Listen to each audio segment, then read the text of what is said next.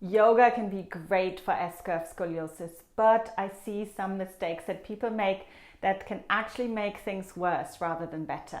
For example, one of the things that I see people do is overstretching muscles that are already overstretched. And I completely understand where it comes from. I felt it in my own body as well. We want to stretch out anything tight. We want to stretch out those knots and those sensations.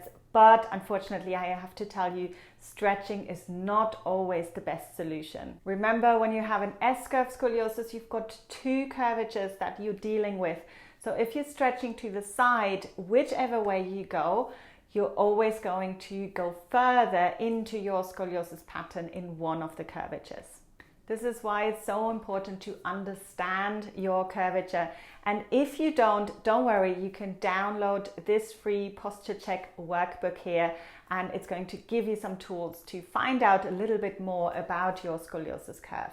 So yoga poses that also excessively round the back or arch the back, I would also count sometimes as overstretching, because remember, scoliosis is a three-dimensional condition. So it means that if we're rounding or flexing the spine, we're also rotating the spine. This brings me to the next thing that I see, the next major mistake that I see all the time, which is overdoing it in the twisting. So with scoliosis, we do have this rotational pattern already built into our spines. And maybe you can feel this in your own body. I can certainly feel it, and maybe comment below if you feel the same. I am very good at twisting. I'm very good at twisting, maybe more into one direction than the other.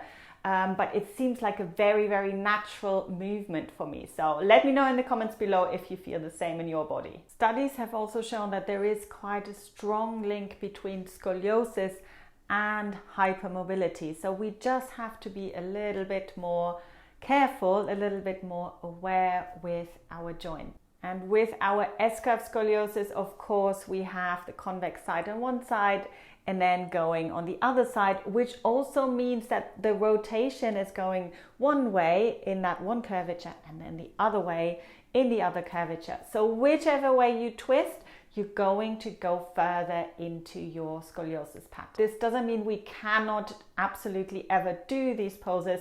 It just means that we need to learn how to do them properly and how to respect our individual pattern. So overstretching without awareness, overdoing it in a lot of these twisting movements can lead to instability, which brings me to point number 3. The mistake that I see all the time is not focusing enough on strength and stability.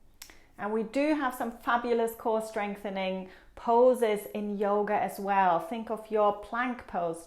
Think of your side plank. Think of your warrior poses. It's more a matter of how you do them and using that integrity, using that stability in all of the other poses as well. I personally focus a lot on core strengthening.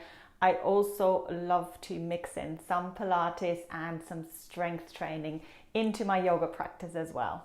If you want your yoga to help you feel stronger, pain-free, and more balanced, it's really important that you not only understand the S-curve pattern, but that you understand your personal scoliosis pattern. I have created a program for you with everything that you need to know to make some confident decisions about what you're going to practice in your yoga class and what you're going to skip, so that you walk out of there feeling amazing.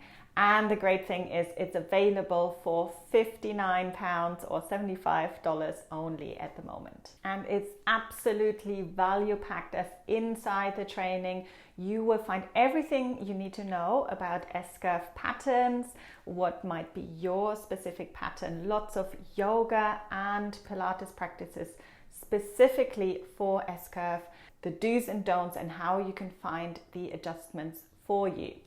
So click on the link that is on your screen right now, or head over to movewithscoliosis.com S-curve essentials.